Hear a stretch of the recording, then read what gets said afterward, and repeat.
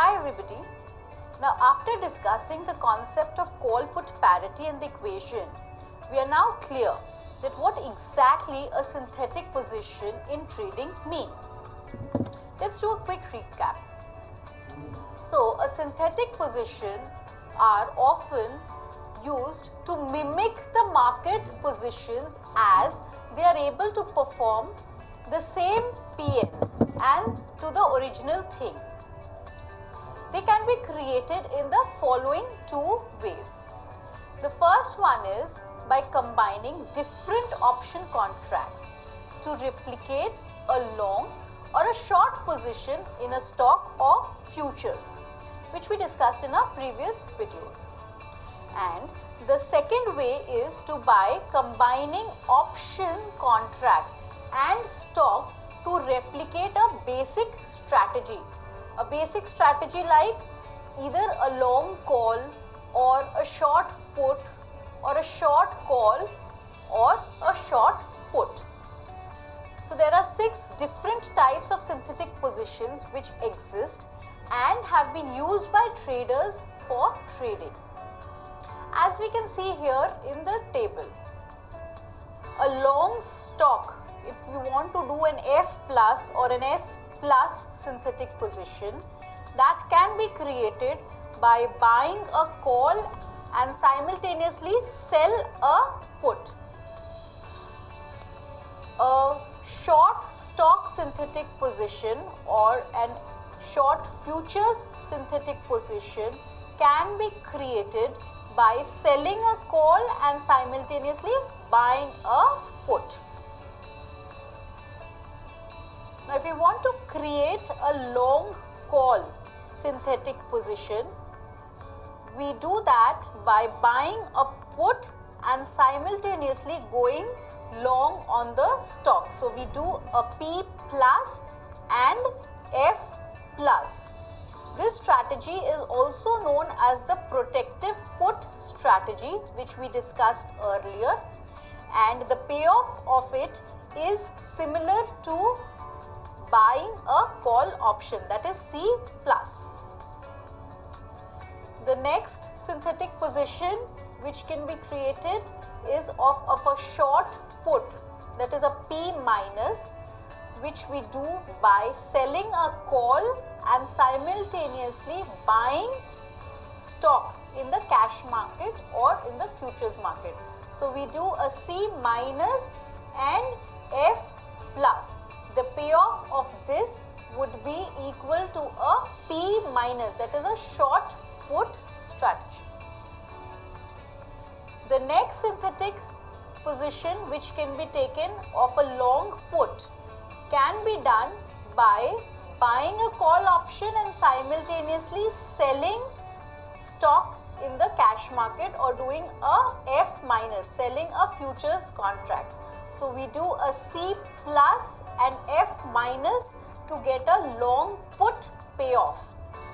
And for a short call payoff, we sell a put option and simultaneously sell shares in the cash market or in the futures market. So we do a P minus and F minus. So now let's discuss synthetic long put strategy. It can be constructed by shorting shares in the cash market, that is doing an S minus, and simultaneously doing a C plus, that is going long on one at the money call option. The maximum profit or the gain will equal to be short sale price, that is the price of the stock minus the premium which we have paid. The maximum loss arising from this strategy will be the strike price of the call minus the short sale price and the premium paid. The price of the underlying should be greater than or equal to the strike price of the long call. The break-even point of this strategy will be strike price plus the premium paid. So when does he enter into a synthetic long put strategy? say a trader has initiated a short futures position, and after some times he feels a little unsure that it would really happen, and he buys a call to hedge the downside of the short futures. So this strategy will prove to be more fruitful if the stock goes down as quickly and swiftly as possible. The trader has a short position in the futures, which, if the stock rises, will be protected by the long call option. It is also often considered as a hedge on the short stock position. So this strategy is quite similar to a put strategy in terms of a similar risk-reward ratio. Those traders who are not so sure about selling a futures contract or constructing an aggressive option spread, but they are looking to profit, can practice this strategy.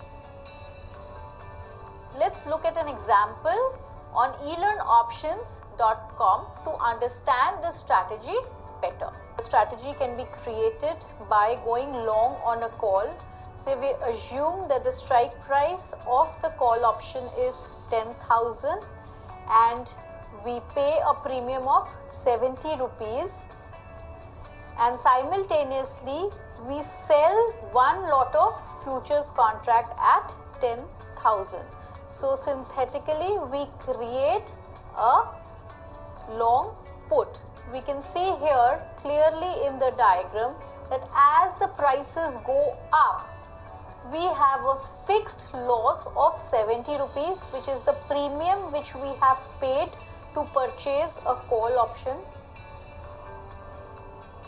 And as the price goes down on expiry, we have an unlimited profit. So we can see if that the settlement price is 9850, the profit arising from the strategy would be 80 rupees.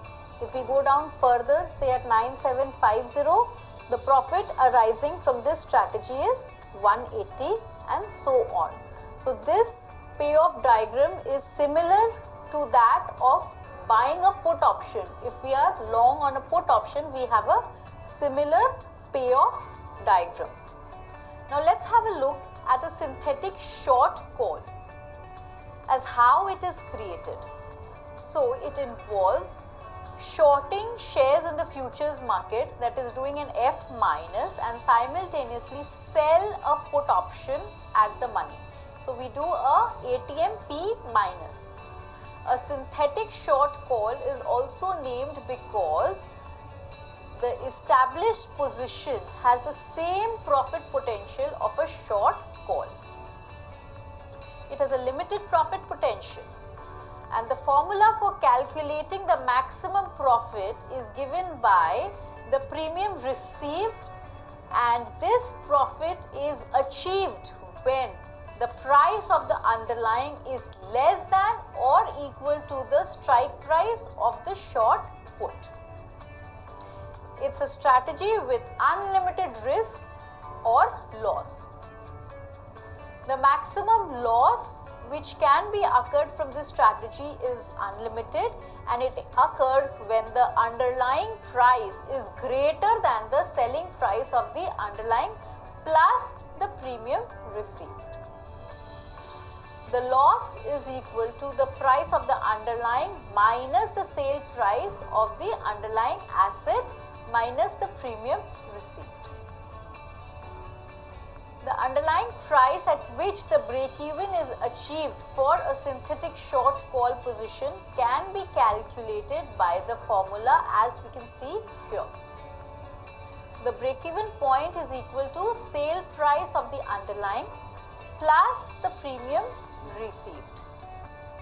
Let's again get back to eLearn options to see how this strategy works. As we know that the strategy can be constructed by going short on a put option, say at a strike price of 10,000, we choose here, and the premium which we can choose here is say 45 rupees.